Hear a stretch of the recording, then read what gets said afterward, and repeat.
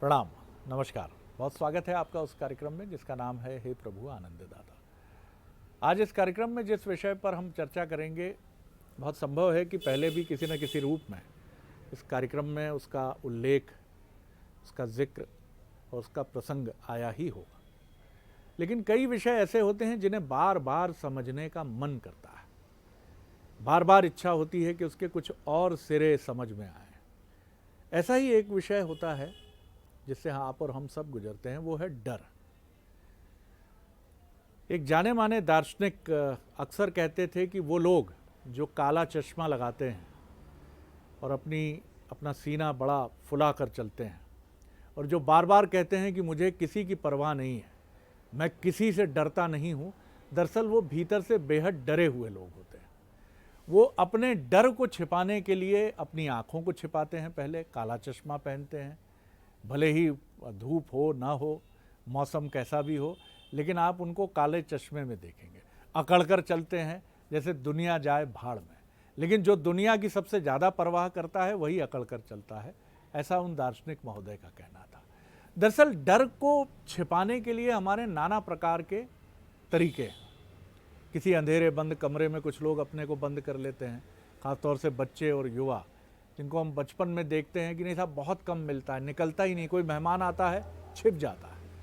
Office में जब कोई टास्क दिया जाता है, कॉलेज और स्कूल में जब कोई टीचर टास्क देते हैं तो ऑफिस में कर्मचारी पीछे छिप जाता है कि मुझसे ना कहा जाए, इस टीम में मुझे ना शामिल कर लिया जाए जिसमें यह कहा जा रहा है कि 3 महीने के भीतर ये काम करना है।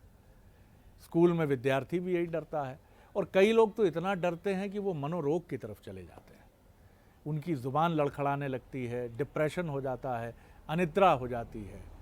डर के इतने रूप हैं, डर जल की तरह है, जैसा भी पात्र दिखता है ये वैसे ही प्रवेश कर लेता है। बहुत कम लोग हैं जो डर को समझ लेते हैं। पहले तो कई बार हम अपने डर को ही नहीं समझ पाते। हमारा डर वस्तुतः है क्या?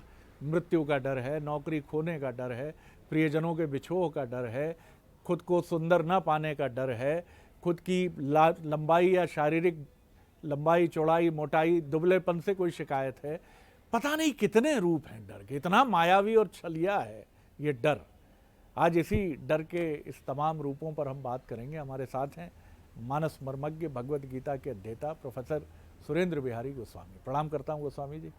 और फिर एक मायावी, छलिया, दैत्य डर जी। आपने जिस शब्द का उपयोग किया है डर, ये बड़ा चलित शब्द है और सारे लोग इससे चिर परिचित हैं। और मुझे तो ध्यान आता है कि ये वो है जिससे कोई वंचित नहीं है। लेकिन इस डर को अगर हम भय माने कि भय का एक समानार्थी शब्द डर है, तो और इसका स्वरूप व्यापक हो जाएगा। डर जो है वो व्युष्ट हो सकता है। व्युष्ट यानी किसी पर्टिकुलर चीज़ से जुड़ा हुआ हो सकता है कि मुझे भैया छिपकली से डर लगता है, मुझे काकरोच से डर लगता है। डर का स्वरूप छोटा हो सकता है, लेकिन जो आपने उसकी प्रारंभिक प्रक्रियाएं की है वो डर मूलतः भय है, जिसका एक अंग डर है। भय एक विशाल शब्द है और भय को यदि हम भय की मीमांसा करना चाहें तो भय के मूल में बहुत सारे तत्व हो सकते हैं, लेकिन पहले हम इसके जड़ को कुरेदें यदि, तो 3 विकल्प निकलते हैं जिनसे भय की उत्पत्ति होती है। आशंका, शंका और संशय। एक आशंका होती है, एक शंका होती है और एक संशय होती है। संशय एक मध्यमार्गी चीज है जिसमें व्यक्ति बोलता है ऐसा हो भी सकता है, ऐसा नहीं भी हो सकता है। लेकिन आशंकित व्यक्ति जो होता है, जिसके अंतर्चित्त में आशंका विद्यमान होती है, वो संभावित तौर पर उसको अपने सामने देखता है कि कभी भी ऐसा हो सकता है। वो कल्पनातीत हो जाता है।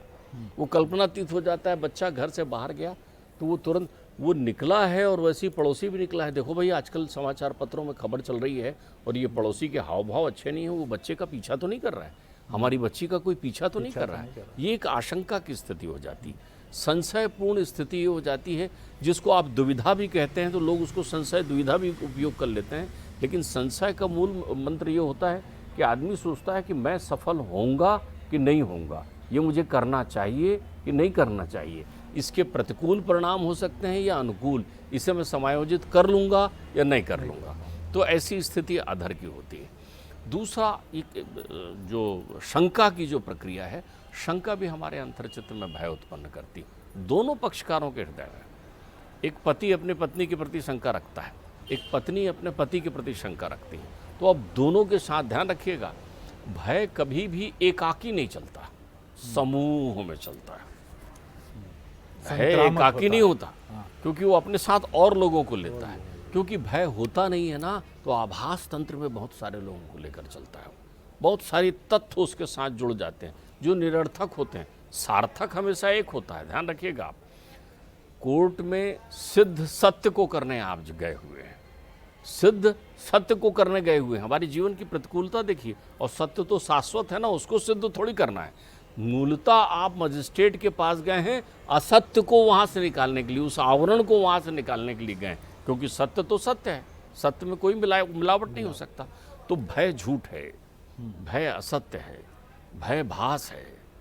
भय का अर्थ ही ये है कि जब आप किसी प्रतिकूलतापूर्ण कार्यों में आपका चित्त लगा हुआ होता है, जिसका मन निर्मल नहीं होता, उसको डर लगता है। जिसका मन निर्मल नहीं होता, उसको डर लगता है। आत्मविश्वास के जागृति का अभाव भी भय उत्पन्न करता है। आत्मज्ञान न होना भी भय उत्पन्न करता है। बहुत अच्छी बात। बहुत से बार व्यक्ति को अपने अंतर्चित्त में अपने स्वयं के प्रति विश्वास की स्थिति नहीं होती, उसको मालूम नहीं है कि मैं क्या कर सकता हूँ, तो भयाक्रांत रहता है। कई बार भास तंत्र इतना विशाल स्वरूप बना देता है। जंगल में चलते हुए किसी आदमी को किसी ने कह दिया, देखो भैया संभल के जाना, शाम हो रही है, वहाँ को एक दैत्य रहता है। अब उसने कहा, अच्छा दैत्य रहता है इस जंगल में? हाँ। बोले उसके 2 बड़े बड़े हाथ हैं, रात में ही दिखता है, और वो धुंधली चांदनी रात में तो पूरे स्वरूप में दिखता है। अब उस व्यक्ति ने चलते चलते, चूंकि उसके मन में एक प्रतिकूलता आ गई, उसका आत्मविश्वास का स्तर नीचे हो गया, तो उसने सामने सड़क पर कुछ दूर के बाद देखा कि 2 हाथ लंबा किए हुए, एक सर उठाए हुए एक बड़ा सा विकराल दैत्य सामने खड़ा हुआ है। बड़ा भयाक्रांत हो गया, वो घबराने लगा। तब तक साइकिल से एक चलता हुआ दूसरा आदमी आया, भैया कहाँ, उधर जाना है क्या? अरे वो तो सामने दैत्य दिख रहा है, आओ, बोले तुमको दैत्य पास से दिखाता हूँ मैं। उसने अपने साइकिल में बैठाया, ले गया, उस पेड़ के पास ले गया जो सूखा पेड़ था। उसके 2 ठूंठ बड़े विशाल रूप से निकले हुए थे, और उसके ऊपर थोड़ा सा पत्ता था, वो एक उसमें बना रहा था जो भी स्वरूप। बोले ये भय का भूत यही है, इसे देखकर लोग नहीं आते, तो मुझे अंधेरे में साइकिल चलाने में भी दिक्कत नहीं होती। तो बोले तुम ये लोगों को समझाते क्यों नहीं हो? बोले ये समझाने की विषय वस्तु थोड़ी है, भय के विरुद्ध तो आप समझाइश देंगे, समझ में नहीं आएगा। जिससे आपको भय है, जिससे आपको डर है, उसको आप करीब से जाकर देखें, उसकी अनुभूति करें, और भय का भूत तो तुरंत भाग जाता है। हमने पिछली चर्चाओं में एक बार मैंने निवेदन किया था कि यदि कोई भी प्रतिकूलता आपसे हो गई है, आप उसको व्यक्त कर दीजिए, भय उसी समय खत्म हो जाएगा। तो चूंकि आप व्यक्त नहीं करते हैं, अंतर्चिंतन में ये सारी चीज़ों को लेकर जी रहे होते हैं, तो भय का भास आपके जीवन में चलते रहता है। देखिए, जरासंध भय का प्रत्यक्ष प्रतीक है। जरासंध से कोई युद्ध नहीं करता। जरा नामक जो राक्षसी है, उसने उस 2 टुकड़ों को जोड़ दिया है। अब उससे जरासंध हो गया। जर सबसे बड़ा भय है। मनुष्य के जीवन में प्रतिदिन सबसे बड़ा भय क्यों होता है? दर्पण तो हर आदमी देखता है ना शरद जी, रोज दर्पण देखते हो और भयाक्रांत होते हो। उस मुस्कुराहट में एक छिपी हुई कड़वाहट और एक डर समाहित करके आप ले जाते हो, क्योंकि दर्पण अपना स्वरूप 40 के बाद नित्य बदलने लगती है। तो आप भयभीत क्यों? बहुत सारे लोगों को ये भय है कि कहीं उनका मूल स्वरूप ना दिख जाए, उनके श्रृंगार के पीछे छुपा हुआ उनका वो स्वरूप ना दिख जाए जो हैं वो। आप जैसे हैं, अगर आपको निर्भय आदमी देखना है तो आप गांव में चले जाइए, जहां आवरण नहीं है। भय वही है जहां आवरण है। मन में अगर आवरण है, कार्यों में यदि आवरण है, विक्षेप है, मैल है, तो भय वहाँ विद्यमान है। और जैसे ही आप आवरण रहित हो जाते हैं, भय खत्म हो जाता है। आपको विश्वास दिलाऊं, किसी व्यक्ति के घर में जो एक बनावटी जीवन जीते थे पूरी तरीके से, उनकी हर चीज़ बनावटी रहती थी। उनके यहाँ प्रसिद्ध था, अरे फलाने के यहाँ मृत्यु हो गई है, बैठने जाना है। तो बोले सुनो, श्रृंगार में कमी ना हो, ऐसी साड़ी पहन के जाना, ऐसे कपड़े पहन के जाना जो बिल्कुल आपके स्वरूप को दर्शाते हो। आपका वहाँ स्टेटस सिंबल गिरना नहीं चाहिए। उनने उसके लिए एक अलग श्रृंगार बना रखा है। वहाँ जाना है तो वहाँ भी फ़ोटो खींचेगी, वहाँ भी वो आँखों में अगर आंसू नहीं आ रहे हैं तो भी अपने शैली में ऐसा हाथ फेरते हुए एक फ़ोटो ज़रूर खिंचाएंगे। लोगों को बोलते हैं मैं बड़ा द्रवित हो गया, रो पड़ा मैं। अच्छा, रो पड़ा ये आपको बताना पड़ रहा है, आप रो रहे थे तो उसमें पड़ा कहाँ हुआ? आप तो ये आवरण जो प्रक्रियाएं हैं जिस भी स्वरूप में बनी हुई, तो आप ये देखिए ये आवरण गांव में नहीं है। तो भय आपको केवल इसलिए है कि आपने एक आवरण के पीछे पृष्ठभूमि में अपने अपने चिंतन को छुपा रखा है। तो जरासंध जो इतना बलवान हुआ करता था, उसके मन में एक और प्रक्रिया कृष्ण ने स्थापित कर दी। जब उन्होंने मथुरा छोड़ा और रणछोड़ का स्वरूप धारण कर लिया, वो उसकी भक्ति पर प्रसन्न हो रहा है, लेकिन वो भक्ति को भूलकर आसक्ति को धारण किया हुआ है ना, उसको लगा कि उसने कृष्ण को पराजित कर दिया है। अब देखिए, आपको यदि भय के विरुद्ध अपने आचरण प्रक्रियाओं को देखना है तो आप देखिए भय, जिससे भय है उसका अहंकार कितना बढ़ाते रहते हैं आप। खड़े हैं, मालिक आपसे बड़ा डर लगता है तो उसका अहंकार बढ़ा हुआ है, तुष्ट हो गया, नित्य प्रति पुष्ट कर रहे हैं आप उसको, इसलिए तो मृत्यु पुष्ट हो रही है आपसे। मृत्यु के पुष्ट होने का यही कारण है कि जैसे ही आपका अरे ये मर ना जाऊं मैं, तो आप मृत्यु और पुष्ट हो जाती है। और अगर आप मृत्यु को ये कहें अच्छा तू आ जाएगी तो क्या होगा। मेरे पिताश्री कहते थे, सुनो, कोई कहता था कि आप कभी मेरे घर आइए, तो पिताजी कहते हैं बुलाएंगे तो हम जरूर आएंगे, हम बिना बुलाए तो काल के घर भी ना जाएं, जब वो बुलाएगा तब हम जाएंगे। तो ये भाव रहते थे। वो बैठ कर कहते थे वो ऊपर बैठी है, हंस रही है, बुलाती नहीं है, इतने दिन हो गया है, बुलाए मुझे। ये उसके विरुद्ध एक अभ्यास है।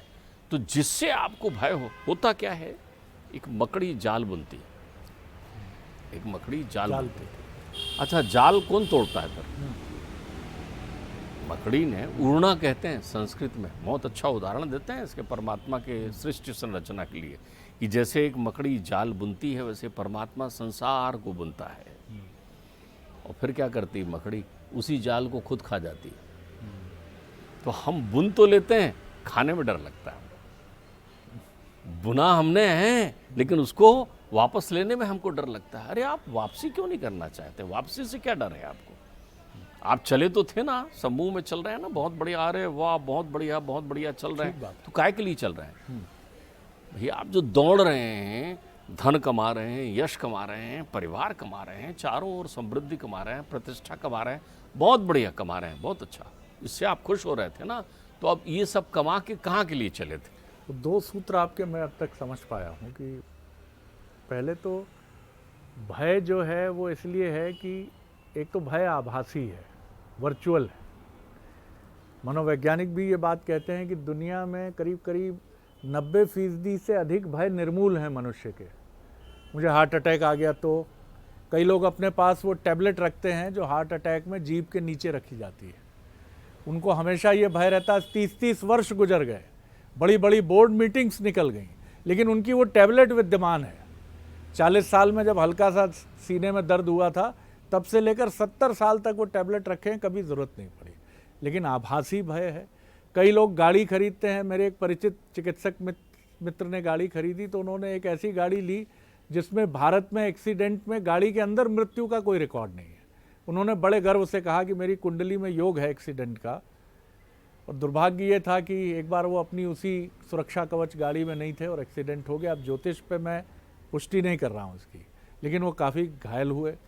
तो भय आभासी है, आप आभासी भय में मत उलझिए। और दूसरी चीज़ ये है कि कई भय ऐसे हैं जो प्रकट करने से समाप्त हो जाते हैं। हाँ, मेरे पास धन नहीं है, I am verge of bankruptcy, मैं दिवालियेपन की दहलीज पर खड़ा हूँ। एक उद्योगपति जब ये कहता है तो कहा जाता है कि भैया अब इस पर कोई कार्रवाई नहीं होगी, बैंक वैंक सब अब देख लो, इसने तो कह ही दिया कि मैं दिवालिया हूँ। तो आपका जो भी डर भय है, क्योंकि जब हम छिपाते हैं तो ये भय बड़े होते हैं। जी देखिए, मैं आपको एक बहुत अच्छी बात बताऊं, आपने बड़े अच्छे शब्दों में इसको और सरल अंदाज में व्यक्त कर दिया है। झूठ भय है। बहुत अच्छा सूत्र है साहब, झूठ भय है। झूठ भय है। भय का दूसरा, देखिए भय, उस भय का मूल क्या है? भय का मूल है ये संसार छोड़ जाना। भय का मूल है ये संसार छोड़ जाना। तो आप ये समझिए, इस भय के विरुद्ध कितने लोग तैयार हुए, कितनी सीमाओं पर तैयार हुए। लोग अमर होने के पथ पर चल गए, लोगों ने अमर होने का अमरत्व भी प्राप्त कर लिया, अमृत पान भी कर लिया, अश्वमेध यज्ञ भी कर लिए, छत्रपति भी बन गए, स्वर्ग को जीत भी लिया कि ले अब तो हम स्वर्ग में ही बैठे हुए हैं, तो अब नहीं मरेंगे। मरना इंद्र को भी है, मरना इंद्र को भी है जो अमृत पान करके बैठा हुआ है। ध्यान रखिए, यद दृष्टम तद नष्टम। जितनी भी चीज आपको इन नेत्रों से दिखाई पड़ रही है उसमें से कोई नहीं रहने वाला है, कोई नहीं। तो मूल तो मृत्यु है, अब उसका स्वरूप बदल रहा है। देखिए आप, अलग अलग स्वरूप में भय आ जाता है। भय आकर्षण भी भय है, आकर्षण से आप खुश हैं। अब सिक्के का दूसरा पहलू लीजिए, ध्यान रखिए, यदि जीवन में जीवन को एक सिक्के के रूप में लें तो जीवन के एक सिक्के में जहाँ जीवन है वहाँ दूसरी ओर मृत्यु है, तो मृत्यु को आप भय का नाम दे देते हैं। काल ब्याल मुख ग्रास त्रास निर्णास हेतवे, तो वो तो है ना, विद्यमान है आपके पास में, वो है। अब वो अलग अलग रूप ले रही। झूठ बोला भय है, आकर्षण भय है। आज आप आकर्षित कर रहे हैं, कल आप आकर्षित नहीं कर पाएंगे। ये संशय, ये आशंका, ये कुशंका आपके चित्त में विद्यमान रहेगी। अच्छा, जैसे छुप छुप करके प्रेमिका को भगा कर लेकर आए और उससे विवाह कर लिया, तो अब आपने क्या किया मालूम? चूंकि आपने मार्ग दूसरा चुना है, प्रतिकूल मार्ग, तो वो जो मार्ग चुना था वो आपका संशय बन गया। अब वही सब परिकल्पनाएं लेकर आप जीवन जी रहे हैं कि कहीं छुप के वो कहीं और तो नहीं जा रही होगी। पत्नी बन गई है आपके जीवन में, और पत्नी सोच रही है अच्छा आप आज भी वहाँ खड़े हुए थे जहाँ अपन मिलते थे, किसके लिए खड़े थे? क्योंकि जिस मार्ग में आप गए हैं वो मार्ग तथाकथित रूप से शॉर्टकट है। जब भी हम शॉर्टकट में चलते हैं भय आ जाता है। मुख्य सड़क क्यों छोड़ रहे हैं? आप जब भी मुख्य मार्ग से हटते हैं तो आप भय के मार्ग में ही जाते हैं। मुख्य मार्ग जो है प्रकाश का मार्ग है, और भय का मार्ग जो है अंधकार का मार्ग है। तो जब भी आप सकरी गलियों और कुंद गलियों से निकलना चाहते हैं तब भी आप भयाक्रांत होते हैं। टिकट लेने के लिए भीड़ लगी हुई है, सब लोग क्यू में खड़े हुए हैं, आप क्यू में खड़े हो जाइए, आपके चेहरे पर तेज बना रहेगा, थोड़ी थकावट रहेगी, पसीना आएगा, लाइन लंबी है। लेकिन अगर आपने किसी के साथ कहा है कि भैया मुझे ज़रा दिला दो कोई टिकट इधर से उधर से, और आप उसके साथ वो सकरी गलियों से निकल कर जा रहे हैं, तो आप भयभीत हैं कि कोई देख ना ले। जब भय कोई देख ना ले वाली प्रक्रिया का एक अंग है। जब भी आपको लगता है कोई देख ना ले, कोई कह ना ले, लोग क्या कहेंगे, ये सब भय के स्वरूप है। तो भय झूठ है, भय होता ही नहीं, इसलिए तो भय को भूत कहा जाता है। भूत का अर्थ ही होता है अतीत, जो है ही नहीं, कुछ भी नहीं है। तो आपके जीवन के सारे प्रपंच भय का स्वरूप है। भय के मूलाधार में आपकी आसक्ति भी समाहित होती है। आपकी आसक्ति भी भय का कारण हो सकती है। पुत्र के प्रति मोह, पत्नी के प्रति मोह, परिवार के प्रति मोह, जीवन के प्रति मोह। जहाँ जहाँ आप चिपके हैं वहाँ वहाँ भय है। वो एक विज्ञापन आता है ना कि छत की वो टपक रही है और उसकी परतें झड़ रही है, तो वो चिंता का कारण हो जाती है कि अरे ये छत कमज़ोर हो रही है। तो ध्यान रखिए, शरीर भी छत की तरह है, इसकी परतें भी कमज़ोर होगी। शरीर से उत्पन्न हर व्यक्ति आपको छोड़ जाना होगा। शरीर में लगे हुए सारे उपकरण आकरण आपको छोड़ जाना होगा। शरीर का सारा परिवेश आपको छोड़ जाना होगा। तो जिस दिन आपकी मित्रता अपनी प्रियतमा से हो जाती है, उस दिन भय आपके चरण वंदन करने के लिए आता है। और जीवन की प्रियतमा एक ही है। जीवन का संबंध, भाई जीवन का भी तो पानी ग्रहण होगा ना। तो जन्म का पानी ग्रहण तो उसके उत्पन्न होने से पहले ही हो जाता है। मृत्यु उसकी अर्धांगिनी है। आधा आप सच जानते हैं कि आपका जन्म है, अर्धांगिनी उसकी मृत्यु है। तो सवाल ये है कि वो कितने दिन तक अपनी अर्धांगिनी से दूर रहेगा। इस शरीर की मूल अर्धांगिनी जन्म के साथ जो है मृत्यु का संबंध है। पानी ग्रहण वही है, पानी ग्रहण वही है। तो अब वो तो जाएगा ना।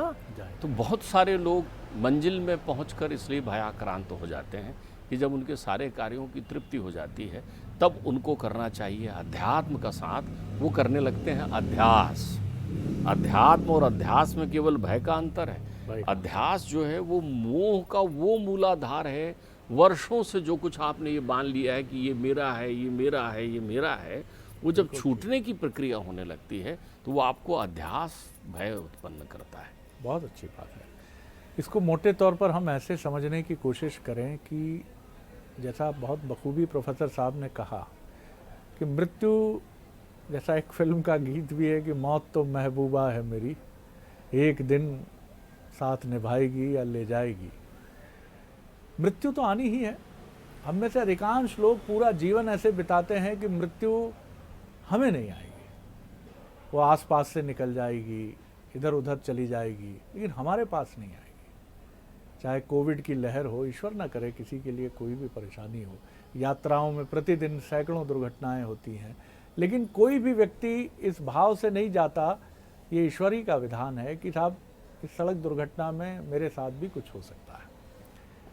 लेकिन ये सब आभासी है आपका भाव। जो घटना है वो घटता है, और जिनको बुलावा आता है वो चले जाते हैं। आप और हम भी जाते हैं, जानते हैं, क्योंकि हम सब भी सामाजिक प्राणी हैं और ऐसे लोगों के साथ शामिल होते हैं। मृत्यु का सामना कैसे किया जाए, ये सेना में हमें समझ आता है। कुछ लोग ये कुतर्क करते हैं कि वहाँ भी तो वेतन मिलता है, तो क्यों लाइन नहीं लगी रहती सेना में जाने के लिए कि साहब वहाँ तो मृत्यु हो सकती है, ठीक है मैं जाने के लिए तैयार हूँ। देखिए, मृत्यु के लिए कोई कितना धन दिया जाए आपको, क्यों आप बेहतर विकल्प के लिए बच्चे को विदेश भेज देते हैं? फिर भेजिए ना सेना में, भारतीय सेना इंतजार कर रही है, भेजिए आप।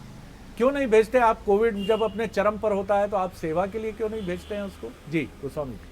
देखिए, मुझे तो आपसे बातचीत करते समय जब मृत्यु का चिंतन आया, जब भी मृत्यु का चिंतन आता है तो शुभ चिंतन आता है। आप ये मान लिया करें, किसी ने मुझे कहा सबसे सुंदर समय कब होता है, मैंने कहा जब आप अपने मृत्यु का चिंतन कर रहे होते हैं। एक सुंदरतम दृश्य की परिकल्पना करिए। देखिए, जय भी भय है और पराजय भी भय से मुक्ति है। बिल्कुल ठीक। इसका सुंदरतम उदाहरण दिखाऊं, सिकंदर की सारी सेना खत्म हो गई। देखिए, सिकंदर जय नहीं प्राप्त किया था, सिकंदर भय यहां से लेकर गया था, लेकिन सिकंदर ने भय के पहले मृत्यु का एक चितेरा देख लिया था। सिकंदर की नजर पड़ती है सामने, जब उसकी सेना ध्वंस हो चुकी है और बहुत छोटी टुकड़ी बची हुई है, और वो युद्ध करते हुए पुरु को देख लेता है, सिकंदर भयाक्रांत हो जाता है। ध्यान रखिएगा, जय की स्थिति पर है। पुरु जो है सैकड़ों सैनिकों से अकेले दोनों हाथ में खड़ग लेकर जिस वीरता से लड़ रहे होते हैं, जगह जगह उसके घाव बने होते हैं और खरोच होती है और खंजर लगा हुआ होता है। तो पुरु के उस शरीर को देखकर, दिव्य शरीर को, और मुस्कुराकर युद्ध करते हुए देखकर, अर्थात वो मृत्यु से कह रहा था इधर से आएगी ले, इधर से आएगी ले, तो उसके उस सुंदर स्वरूप को देखकर उसके हाथ से खड़ग गिर जाती। सिकंदर कभी भी पुरु से सीधे युद्ध नहीं करता, तो उसको देखकर हतप्रद है। और जब अस्त्रविहीन हो जाते हैं पुरु, और तब भी वो युद्ध करना चाहते हैं, तो घेरते हैं उनको, और सिकंदर पूछते हैं बोलो तुम्हारे साथ क्या व्यवहार किया जाए। तो सवाल ये है, यहाँ जीता कौन? जिसके पास भय नहीं था। और यही सिकंदर जब मृत्यु होने की स्थिति में है, ऐसा दावा इमिनेंट हिस्टोरियन की तरफ से है। आप कल्पना करिए, जब तक था दम में दम न दबे आसमां से हम, जब दम निकल गया तो ज़मीन ने दबा लिया। सिकंदर के बारे में कहा जाता है कि मलेरिया से उनकी मृत्यु हुई थी। वो व्यक्ति जिसने एक तरह से आधे संसार को जीत लिया था, उसको एक मच्छर ने, जी हाँ, सिर्फ एक मच्छर उसकी मृत्यु का कारण बना। तो मृत्यु निरपेक्ष है साहब। वो राजा के लिए भी एक मच्छर भी कारण बन सकता है, उसके लिए एक छोटा तुच्छ प्राणी बन सकता है, तुच्छ रोग बिगड़कर उसकी मृत्यु का कारण बन सकता है। वो सिकंदर कहता है, जब मैं जाऊं तो ताबूत से मेरे दोनों हाथ बाहर कर देना, जिससे ये जगत देखे कि दुनिया को जीतने वाला सिकंदर खाली हाथ गया। लेकिन ये सिकंदर की भी तारीफ है कि वो कम से कम मृत्यु के पहले समझ तो गया, तो मरते समय एक निर्मलता के साथ गया वो ईश्वर के पास।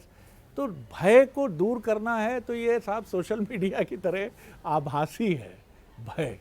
इसीलिए हम सोशल मीडिया पर कितने एक्टिव होते हैं, नाना प्रकार के फिल्टर लगाकर फोटो खींचते हैं, डालते हैं, पुरानी तस्वीरों की बाढ़ आई रहती है, नाना प्रकार के एंगल्स होते हैं, और आलोचना से बचना चाहते हैं, अच्छा प्रस्तुतिकरण करते हैं। जीवन यानी भय का दूसरा नाम है सच्चाई की आंखों में आंखें डालिए, कहिए मैं कमज़ोर हूँ, मैं डरता हूँ, मैं भयभीत हूँ, मैं लड़ना चाहता हूँ, मैं आगे बढ़ना चाहता हूँ, मेरे भीतर कोई विशिष्ट भाव नहीं है। जहाँ आप इन सारी चीज़ों को छिपाएंगे वहाँ आप फंसेंगे। बहुत धन्यवाद बातचीत के लिए। अगले एपिसोड में एक और नया विषय लेकर हम आपसे फिर मिलेंगे। प्रणाम, नमस्कार।